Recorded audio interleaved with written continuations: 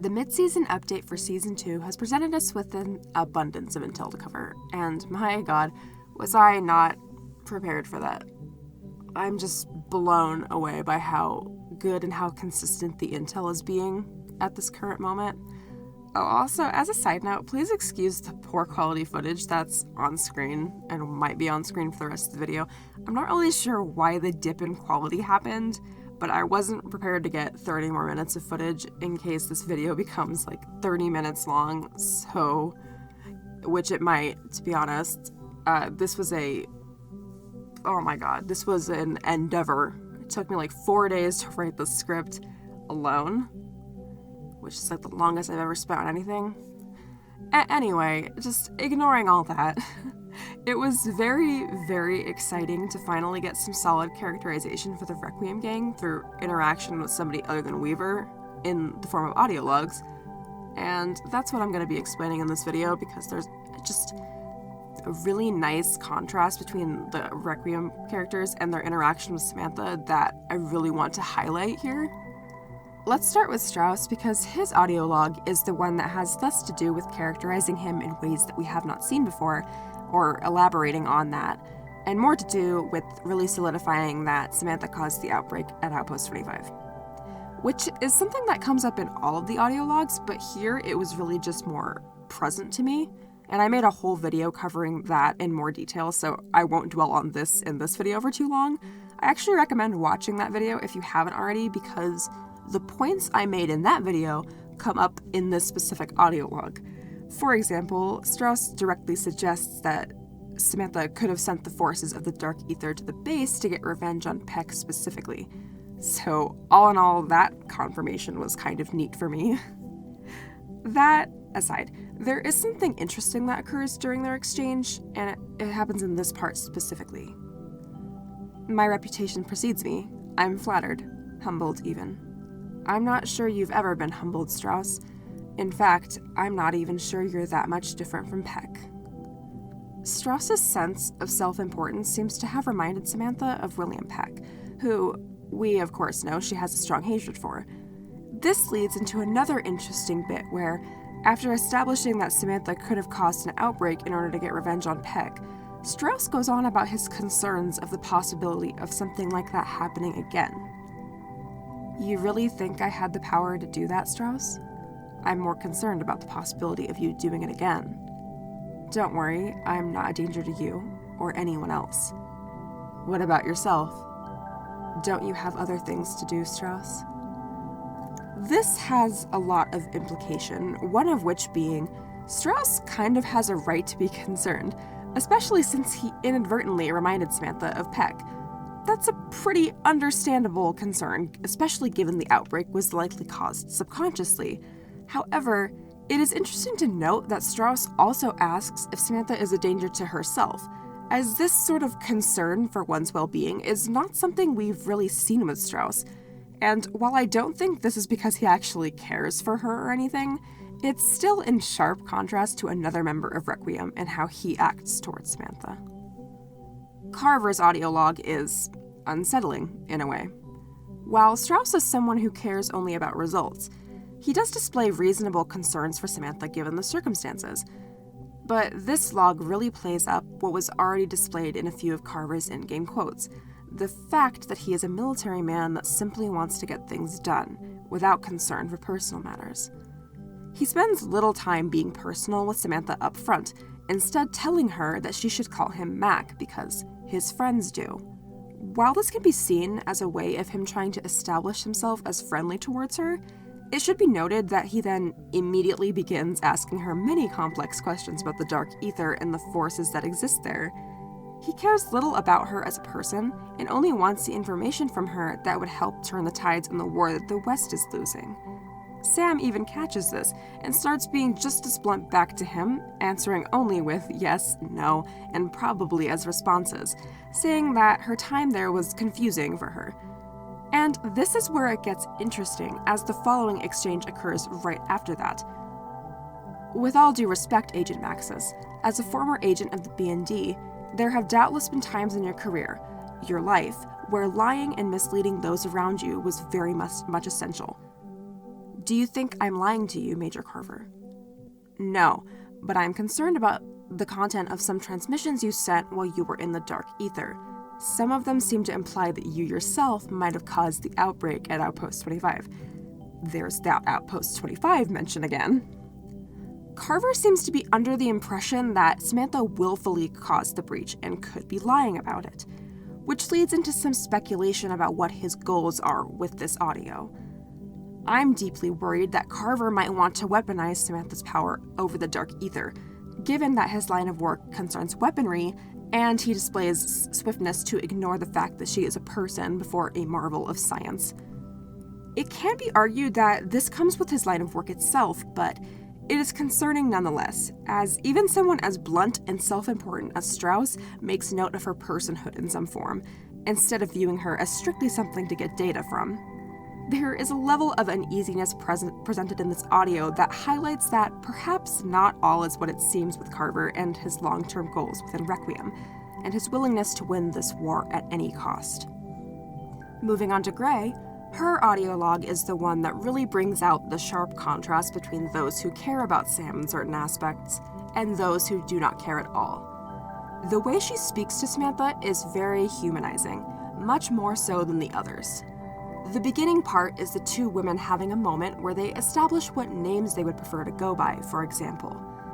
This seems like something that would be normal in any conversation, but I think it's important to point out that establishing oneself as an individual is the first step to being humanized, and is something that the other members of Requiem neglect to do with their questioning of Sam. After this establishment, Gray moves on to her line of questioning about how time works in the dark ether, but she does so in a more careful manner, likely not wanting to provoke Sam too much in her current, not very, stable state. And after she opens up about her ordeal by saying that she was in the dark ether for a very long time, so long she thought she'd never get out, Gray says this: "I'm sorry, I really am, but that's what's so unusual. Normally when people come back, they're more damaged, physically and emotionally." Gray's apology at the beginning sounds very earnest, and sounds like she is both showing sympathy for Sam's horrendous ordeal, and is really uncomfortable with the fact she has to question her at all. And as the interview progresses, and when Gray asks about Samantha's iridescent eyes, this exchange occurs. "I see things differently, if that's what you mean. Sometimes the light hurts my eyes, especially if I'm tired." "Are you tired now? Would you mind switching the lights off on your way out?" Gray is the one who stops the questioning and asks Sam if she's tired, correctly interpreting that she's annoyed with her and wants the interview to stop. Gray is the only one who takes into consideration that Samantha is another human being before the key to unlocking the secrets of the dark ether. What's even more telling about this is that Samantha has a radio where she directly states that she likes Dr. Gray, meaning that it's likely that she's more comfortable around her than she is with any of the other members of Requiem right now, whom she absolutely does not trust. Gray is the one person within Requiem who at least tries to not treat her as just a lab rat and nothing more than an asset, so it makes sense for Sam to like her the most in this situation, and maybe even trust her more, potentially. Which brings us to the audio log that is unlike any of the previous ones, Weaver's.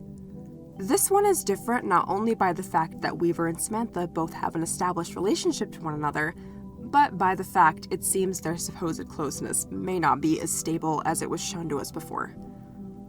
The way Weaver acts in this audio log is a bit different from how he has acted towards Samantha in past intel. I always found it a bit funny that he talked to her like a caring but disappointed father in one of the Firebase Z audios, but I am now realizing that it is less amusing with this intel providing more context. It starts out with Weaver coming in to half-heartedly inquire about why Samantha hasn't been cooperating with the rest of the Requiem staff. "My colleagues tell me you haven't exactly been cooperative, or forthcoming. Instead, you've been evasive, obtuse even. Ain't that just like me?" "This isn't a joke, Sam. I'm worried about you. We all are. After what I've been through, do you seriously think I'm joking?" This is striking to me because the way that Weaver speaks to her is very dismissive, very not understanding of her emotional state at this time. This is made worse in the next sentence, where after Samantha expresses that she literally thought she had died and gone to hell, her experiences were so bad, he says, "You've been to hell before though, Sam. We both have. I was never going to leave you there to die." While it is obvious that Weaver does care for her, it's important to note that again, he dismisses her words and experience within the Dark Ether, instead comparing it to something real, something they share knowledge of, that he can understand. And this is what sets Samantha off, because on top of the Hell Dimension trauma, now he's bringing up something else in their shared history, a time where someone was not able to be saved. Which brings us to the elephant within the intel. Like you did the boy?